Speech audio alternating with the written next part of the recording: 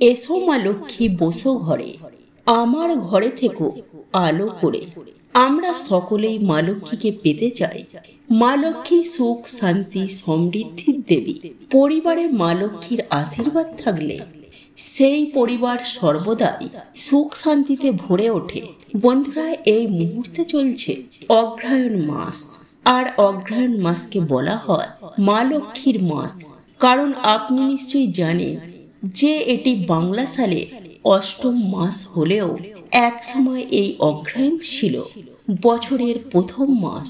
এই মাসে গ্রাম বাংলার প্রতিটি ঘরে নবান্ন উৎসব এবং প্রতি বৃহস্পতিবারে লক্ষ্মী পূজার বিশেষ আয়োজন করা হয়ে থাকে। এই মাসেই বছরের সবথেকে শ্রেষ্ঠ ব্রীহি অর্থাৎ ধান উৎপন্ন হয়, আর ধান হলো মা লক্ষ্মীর প্রতীক। যে কারণে অগ্রহায়ণ মাসকে মা লক্ষ্মীর মাস বলে গণ্য করা হয়। বন্ধুরা, এই অগ্রহায়ণ মাসে অর্থাৎ এই লক্ষ্মী মাসে যদি এই সমস্ত গাছগুলির মধ্যে অন্তত একটি গাছ লাগানো হয়ে থাকে, তাহলে জীবনে শুভ বার্তা বয়ে নিয়ে আসে। মা লক্ষ্মীর আশীর্বাদে সেই পরিবার ধনধান্যে পরিপূর্ণ হয়ে ওঠে। শুধুমাত্র আমাদের শাস্ত্রে নয়, সমস্ত ধর্মেই গাছ লাগানোকে অতি পবিত্র এবং পরম কর্তব্য বলে মনে করা হয়। তাই এই সমস্ত গাছগুলির মধ্য থেকে অন্তত একটি গাছ এই অগ্রহায়ণ মাসে বাড়িতে লাগিয়ে নিজের জীবনকে শুভ এবং আর্থিক দিক থেকে ভরিয়ে তুলুন। নিশ্চিত রূপে মা লক্ষ্মীর আশীর্বাদ প্রাপ্ত হবেন। তবে হ্যাঁ, একটি বিষয় সর্বদাই মনে রাখবেন যে গাছগুলি লাগানোর পর অতি অবশ্যই তার যত্ন নেবেন এবং পরিচর্যা করবেন। গাছগুলির শ্রীবৃদ্ধির অর্থ হলো আপনার শ্রীবৃদ্ধি, আর গাছগুলি লাগানোর একটি নির্দিষ্ট নিয়ম রয়েছে। এই সমস্ত কিছু বিষয় এই ভিডিওটিতে বিস্তারিত আলোচনা করব। নমস্কার বন্ধুরা, সনাতন পরিবার চ্যানেলে আপনাদেরকে জানাই সুস্বাগতম। ভারতীয় দর্শন শাস্ত্র এবং বিভিন্ন দেবদেবীর পূজা অর্চনার পদ্ধতি এই চ্যানেলের মূল আলোচনার বিষয়বস্তু। এই সমস্ত বিষয় সম্পর্কে জানতে যদি আপনি আগ্রহী থাকেন, তাহলে পরবর্তী সময়ে এই চ্যানেলের ভিডিও পেতে চ্যানেলটিকে সাবস্ক্রাইব করে রাখুন এবং পাশে থাকা নোটিফিকেশন বেলটিকে ক্লিক করে রাখবেন। আর এই ভিডিওটি থেকে যদি আপনি উপকৃত হন, আপনি যদি সমৃদ্ধ হন, অনুগ্রহ করে একটি লাইক করবেন, পারলে শেয়ার করবেন। বন্ধুরা, পবিত্র অগ্রহায়ণ মাস তথা লক্ষ্মী মাসে মা লক্ষ্মীর প্রিয় গাছগুলির মধ্যে অন্ততপক্ষে একটি অতি অবশ্যই বাড়িতে লাগান। আপনি এই গাছগুলির মধ্যে কিছু গাছ আপনি ঘরের অভ্যন্তরেও লাগাতে পারেন, আবার কিছু গাছ আপনার বাড়ির আঙিনা বা উঠানেও সেখানেও আপনি লাগাতে পারেন। প্রয়োজন হলে আপনি এই গাছগুলি ছাদেও যে কোনো টবে লাগাতে পারেন। এবং যদি আপনার বাড়িতে ইতিপূর্বেই এই গাছগুলির মধ্যে কোনো একটি গাছ থেকে থাকে, তাহলে সেক্ষেত্রে একটি বিষয় কিন্তু আপনাকে অবশ্যই করতে হবে। সেই বিষয়ে আলোচনার পূর্বে প্রথমেই আপনাদেরকে জানাই যে এই অগ্রহায়ণ মাসে কোন গাছগুলি বাড়িতে লাগালে মা লক্ষ্মীর আশীর্বাদ প্রাপ্ত হবে। প্রথমেই যে গাছের নাম বলবো, সেই গাছটি সকলেরই পরিচিত। আশা করি সকলের বাড়িতে এই গাছটি রয়েছে, আর তা হলো কৃষ্ণ তুলসী গাছ।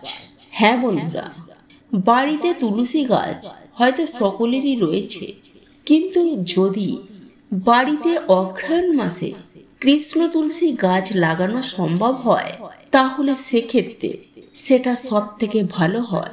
বন্ধুরা, এই বিষয়ে আপনি নিশ্চয়ই জানেন যে কয়েকজন দেবদেবী ছাড়া বাকি সমস্ত দেবদেবীর পূজার ক্ষেত্রে তুলসী পাতা ব্যবহার করা হয়ে থাকে। বিশেষ করে বিষ্ণু ও কৃষ্ণ পূজার সময় তুলসী পাতা অপরিহার্য একটি অঙ্গ। কিন্তু বন্ধুরা, আপনি কি জানেন পুজোর সময় কোন তুলসী পাতা ব্যবহার করা সব থেকে পবিত্র? তা হলো এই কৃষ্ণ তুলসী পাতা। তাই বাড়িতে অতি অবশ্যই একটি কৃষ্ণ তুলসী গাছ লাগানো প্রয়োজন।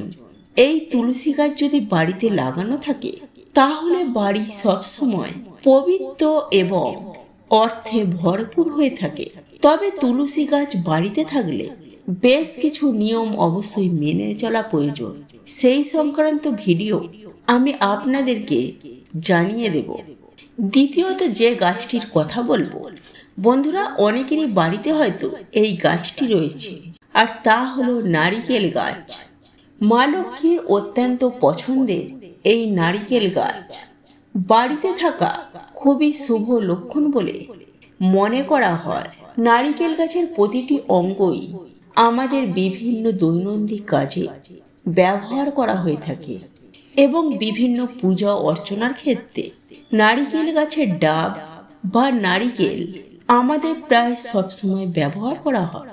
এবং এই গাছ বাড়িতে থাকলে মা লক্ষ্মীর কৃপায় ধন সম্পদে ভরে থাকে। তৃতীয় যে গাছটির কথা বলবো, আপনি নিশ্চয়ই এই গাছের নাম শুনেছেন, তা হলো সুপারি গাছ। হ্যাঁ বন্ধুরা, মা লক্ষ্মীর আরো একটি পছন্দের গাছ এই সুপারি গাছ। যে বাড়িতে সুপারি গাছ থাকে সেই বাড়িতে মা লক্ষ্মীর আশীর্বাদ সদা সর্বদাই থাকে। এবং মা লক্ষ্মীর পূজার সময় দেখবেন পান সুপারি দেয়া হয়ে থাকে।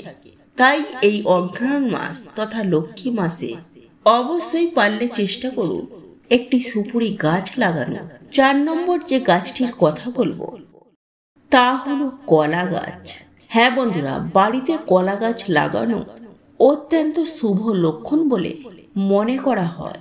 এর ফলে বাড়ির পরিবেশ সর্বদা মঙ্গলময় থাকে এবং বিভিন্ন জায়গায় কলা গাছের পূজাও হয়ে থাকে। তবে একটি বিষয় সর্বদাই মনে রাখবেন যে কলা গাছ কখনোই বাড়ির সামনে লাগাবেন না। বাড়ির দু সাইডে অথবা পেছনের দিকে আপনি কলা গাছ লাগাবেন, কিন্তু সামনে একেবারেই নয়। এবং 5 নম্বর যে গাছটির কথা বলবো সেই গাছটির নাম হলো মা লক্ষ্মীর প্রতীক ধান গাছ। হ্যাঁ বন্ধুরা, বাড়িতে ধান গাছ রাখলে সেই বাড়ি থেকে মা লক্ষ্মী দেবীর কৃপা কখনোই সরে যায় না। কিন্তু প্রশ্ন একটাই যে ধান গাছ জমিতে হয় তাহলে বাড়িতে কিভাবে হবে? এর জন্য যে বিষয়টি করা প্রয়োজন তা হলো বাড়ির ছোট কিছুটা অংশে অথবা টবে সামান্য ধান গাছ আপনি বসাতে পারেন। তবে অবশ্যই মনে রাখবেন যে সেই ধান শুধুমাত্র পুজোর কাজেই ব্যবহার করতে হবে। 6 নম্বর যে গাছটির কথা বলবো সেটি হলো মা লক্ষ্মীর আরো একটি পছন্দের গাছ এবং মা লক্ষ্মীর পূজার সময় এই গাছের ফুল ব্যবহার করা হয়ে থাকে, আর তা হলো পদ্ম গাছ। বাড়িতে ছোট জলাশয় তৈরি করে আপনি পদ্ম গাছ লাগাতে পারেন। পদ্ম গাছ লাগানো অত্যন্ত শুভ বলে মনে করা হয়। এবং সর্বশেষ যে গাছের কথা বলবো তা হলো ধনে গাছ। হ্যাঁ বন্ধুরা, ধনতেরাসের দিন দেখবেন ধনে কেনার পরামর্শ দেয়া হয় এবং বলা হয় যে ধনতেরাসের দিন ধনে কিনলে ধনতেরাসের দিন ধনে কেনা, এবং বলা হয় যে ধনতেরাসের দিন ধনে কেনার পর তা মা লক্ষ্মীর চরণে স্পর্শ করিয়ে অগ্রহায়ণ মাসের যে কোনো দিনে মাটিতে ছড়িয়ে দিতে হয়। অথবা যদি বাড়িতে পর্যাপ্ত জায়গা না থাকে তাহলে সেক্ষেত্রে একটি টবেও এই ধনের বীজ ছড়িয়ে দিতে হয়। বলা হয়ে থাকে এই ধনের বীজ থেকে যে পরিমাণ ধনে গাছ হবে তার শ্রীবৃদ্ধি দেখেই বোঝা যায় যে সেই বাড়িতে আর্থিক উন্নতি কতখানি হবে।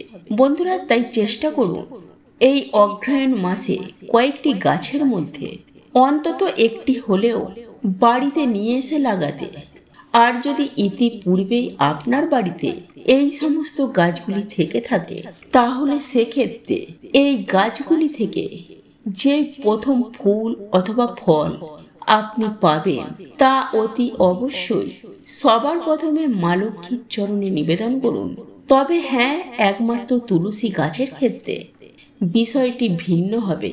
তুলসী পাতা মা লক্ষ্মীর পরিবর্তে শ্রীকৃষ্ণের চরণে নিবেদন করবেন এবং যে কোনো গাছ লাগানোর পূর্বে প্রথম এবং প্রধান শর্ত হলো যে আপনি কোন উদ্দেশ্য নিয়ে গাছটি লাগাচ্ছেন, অর্থাৎ মা লক্ষ্মীর কাছে আপনি কি চান সেই বিষয়টি কিন্তু আপনার কাছে পরিষ্কার থাকা প্রয়োজন। গাছ লাগানোর সময় মা লক্ষ্মীর কাছে মনে মনে বিষয়টিকে প্রার্থনা করুন যাতে সেই বিষয়টি সফল হয়। মায়ের কৃপায় আপনার পরিবার সুখ শান্তি সমৃদ্ধময় হয়ে উঠুক এই কামনা করে আজকের ভিডিওটি এখানেই শেষ করলাম। বন্ধুরা, আজকের এই ভিডিওটি যদি আপনাদের পছন্দ হয়ে থাকে তাহলে ভিডিওটি লাইক করুন, কমেন্ট করুন এবং বন্ধুদের সাথে শেয়ার অবশ্যই করুন। মনে রাখবেন, আপনার একটি শেয়ার অনেক মানুষকে উপকৃত করতে পারে এবং আপনি যদি নতুন হয়ে থাকেন তাহলে চ্যানেলটি অবশ্যই সাবস্ক্রাইব করবেন এবং পাশে থাকা নোটিফিকেশন বেল আইকনটি ক্লিক করবেন এইরূপ নিত্য নতুন ভিডিও সবার আগে দেখার জন্য। ঈশ্বর আপনার মঙ্গল করুক। আপনি সুস্থ থাকুন, ভালো থাকুন।